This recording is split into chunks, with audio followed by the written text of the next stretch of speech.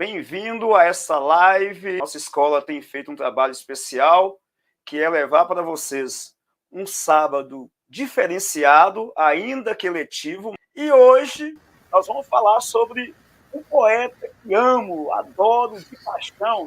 E teremos o prazer de falar sobre esse grande poeta mineiro, o nosso querido Fábio. Bom dia, Arlinda. Bom dia a todos da comunidade escolar. Desde o início eu já agradeço o convite, a confiança de estar participando desse sábado letivo aqui junto com a comunidade escolar.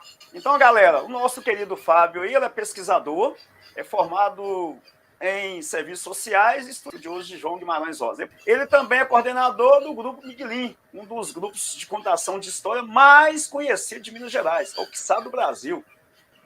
Fábio é uma das autoridades em literatura rosiana mais solicitada para eventos, participando de eventos como a 32ª Semana Rosiana lá na UFMG, entre outros eventos importantes nacionalmente, né, que ele tem participado.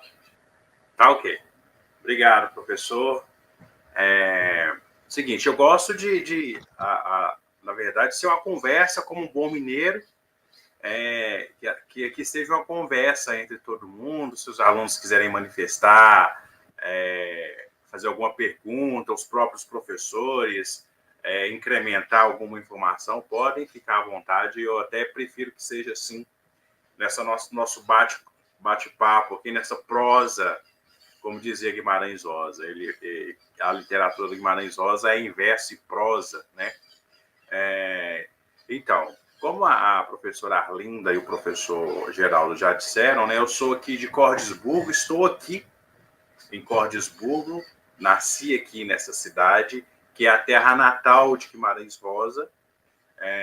Inclusive, estou aqui no museu, onde é o meu ambiente de trabalho, o Museu Casa Guimarães Rosa, né? Então, o Museu Casa Guimarães Rosa, ele foi criado em função do Guimarães Rosa, justamente pelo Guimarães Rosa, pessoal, ter nascido aqui em Cordisburgo. Então, a casa onde ele nasceu e morou foi transformada no Museu Casa Guimarães Rosa. Então, quem ainda não teve oportunidade de conhecer, né, nós já estamos novamente de portas abertas. Mas eu vou falar um pouquinho disso para vocês no decorrer da nossa conversa. Eu queria fazer uma contextualização, mostrando um pouquinho, né, falando um pouquinho da cidade e da importância do Guimarães Rosa ter nascido aqui, tá bom? Eu vou falar um pouquinho de mim. Eu sou contador de histórias, né? Eu fiz parte desse grupo, do Grupo Miguelim, que eu vou falar um pouquinho depois para vocês o que é esse Grupo Miguelim, né? Eu sou ator também, formado em serviço social, e eu vou explicar também por que eu escolhi esse curso, né? E eu fui da primeira geração do Grupo Miguelim. E atualmente eu sou coordenador das novas gerações do Grupo Miguelim, que já tem 25 anos de existência. Tá bom? E eu costumo dizer que eu sou um curioso, um perguntador da obra de Guimarães Rosa, né? Que é essa obra que nos dá tanta amplitude de estudo e conhecimento em todas as áreas, né? Não é à toa que a gente tem estudos pautados na obra do Guimarães Rosa, gente, em várias áreas do conhecimento, história, geografia, né, além de português, biologia, filosofia, sociologia, política, né? Então nós temos em todas as áreas, tão ampla e rica que é a obra do Guimarães Rosa, né? Por isso que eu costumo dizer que eu sou um eterno perguntador da obra, porque a gente sempre está aprendendo mais sobre a obra do Guimarães Rosa. E aprendendo sobre a vida, sobre o Brasil, sobre Minas Gerais, com a obra do Guimarães Rosa. Tá? Então, o Guimarães Rosa nasceu aqui em Cordisburgo. Essa cidade, para quem não conhece, é uma cidade que está aqui na região central de Minas Gerais, né?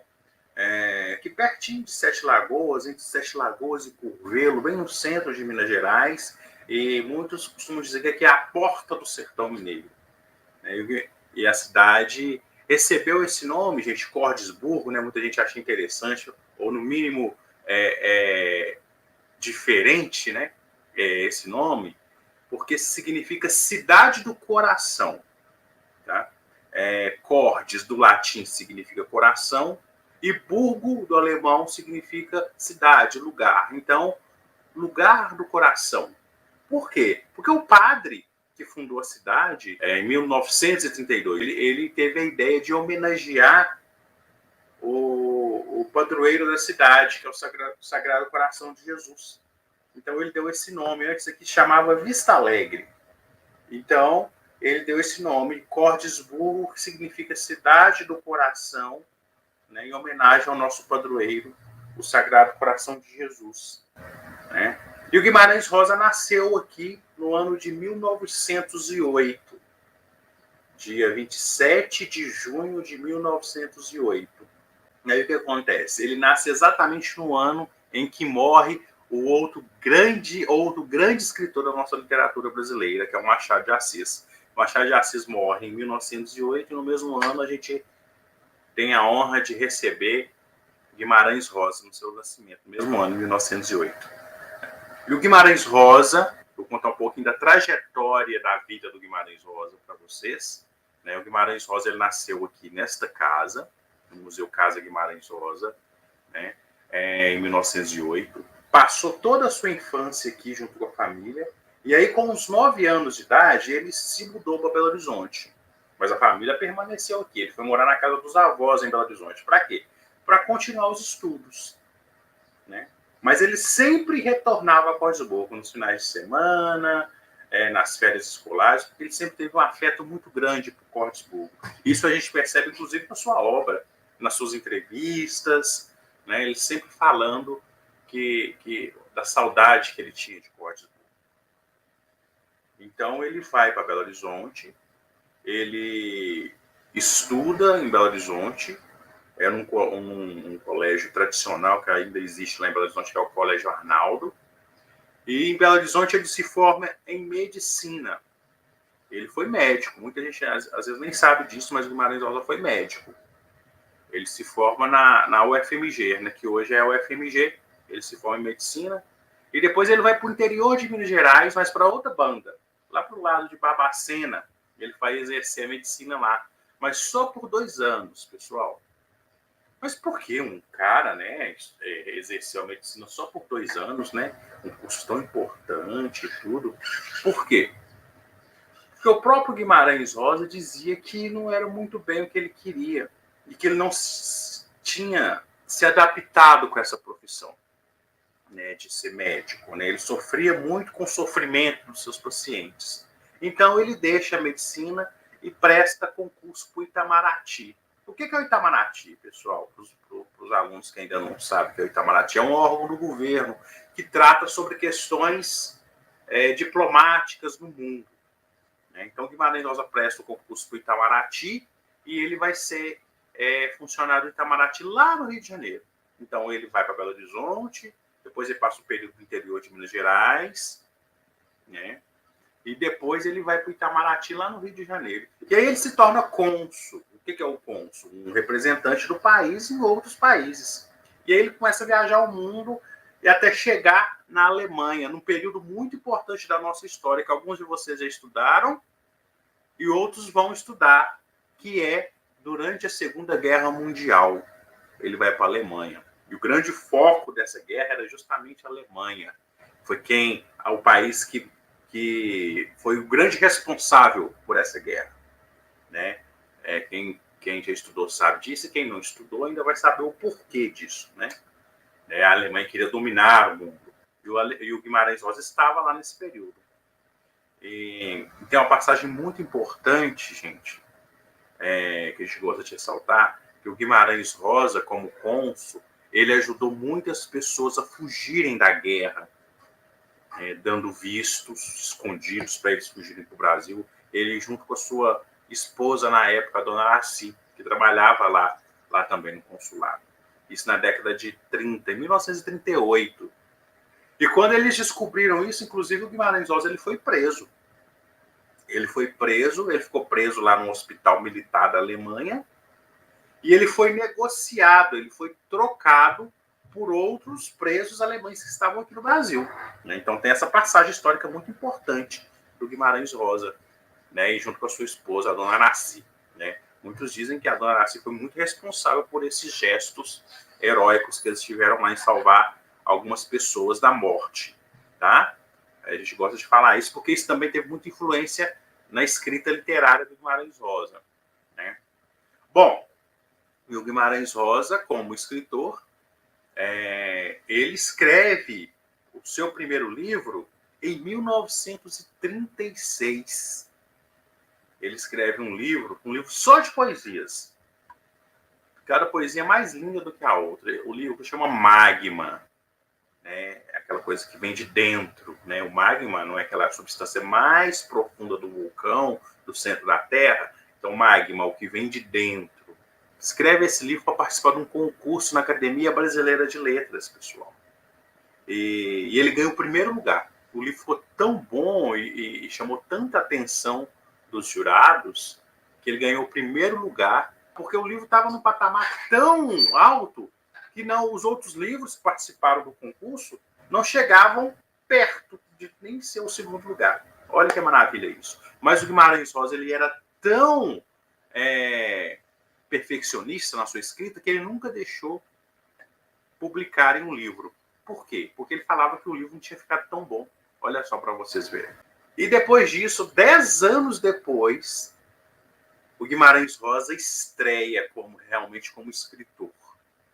Né? Em 1946, o Guimarães Rosa lança o seu primeiro grande livro, na verdade, que ele deixou ser publicado, que é o Sagarana. Isso é um livro com nome diferente, né? E aí chegou para as pessoas tiveram um estranhamento, né? O primeiro com o nome do livro, o livro Sagarana, que significa isso. E depois com a sua forma de escrita.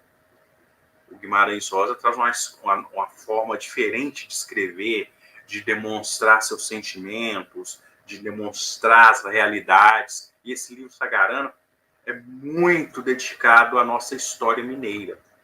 Fala muito de Cordesburgo, fala muito do sertão de Minas. Então, ele fala que escreveu Sagarana movido à saudade que ele tinha de Minas Gerais. Ele já não estava em Minas Gerais na época em que ele escreveu Sagarana, mas ele fala que escreveu Sagarana movido à saudade que ele tinha por Minas Gerais. Então, quem lê o livro Sagarana percebe isso, porque ele fala de histórias de vaqueiros, de fazendas, de cidades pequenas, do povo do sertão com seus costumes. E as pessoas, né, os outros escritores da época, os críticos literários, os especialistas, tiveram um certo estranhamento, né, com esse livro. Alguns até criticaram, porque não entendiam muito bem onde o Guimarães Rosa queria chegar com esse tipo de escrita, que é a prosa e verso. O verso em forma de prosa. É como se estivesse escrevendo poesia em forma de prosa. O que é a prosa? É essa questão do diálogo entre os personagens numa história. Ele vai contando um texto e tem os personagens dialogando. Mas isso, Guimarães Rosa deixou claro que não deixa de ser poesia, por isso que é prosa e verso. Então Guimarães Rosa lança o Sagarana, que depois esses críticos, esses estudiosos que criticavam ali no momento, depois voltaram atrás e reverenciaram, né? Acabaram elogiando, entendendo o trabalho do Guimarães Rosa e acabaram voltando atrás e elogiando essa obra do Guimarães Rosa. Bom, Sagarana é um livro de 9 contos, é um livro grande, né? Tem quase 600 páginas, mas tem 9 contos. 9 contos distribuídos nesse livro, que é uma delícia de ler. Inclusive, quem ainda não leu a obra do Guimarães Rosa, a gente sempre sugere começar por Sagarana ou por Manuel João Miguelin, que é a próxima obra que eu vou falar. Tá bom? Então, Guimarães Rosa lança esse livro em 1946, o Sagarana. E o que quer dizer Sagarana? O Guimarães Rosa ele tinha uma característica muito peculiar, que era a invenção de palavras, o que muita gente chama de neologismo. Na verdade, é invenção de palavras. Às vezes ele pegava um pedaço de uma palavra aqui, emendava com um pedaço de uma palavra ali e criava uma nova palavra. Então, isso que são os neologismos e a invenção de palavras. E Sagarana é um desses neologismos. Então, que a gente pesquisa e o Guimarães Rosa, o que quis dizer isso com Sagarana? Sagarana, na verdade, significa saga, né? A gente se conhece. Saga é como se fosse a história, um ato heróico de alguém. Né? A saga daquele herói, a saga daquele rei, né? A saga do rei Arthur, né? A saga do Harry Potter, né? Então, saga significa história, o ato heróico de alguém, né? E rana vem do Tupi-Guarani, né? Que semelhante a alguma coisa. Então, Sagarana significa semelhante a uma lenda, né? Porque ali, dentro de Sagarana, o Guimarães Rosa coloca a mistura histórias reais com histórias que ele inventou. Então, por isso que Sagarana significa semelhante a uma lenda. Tá bom?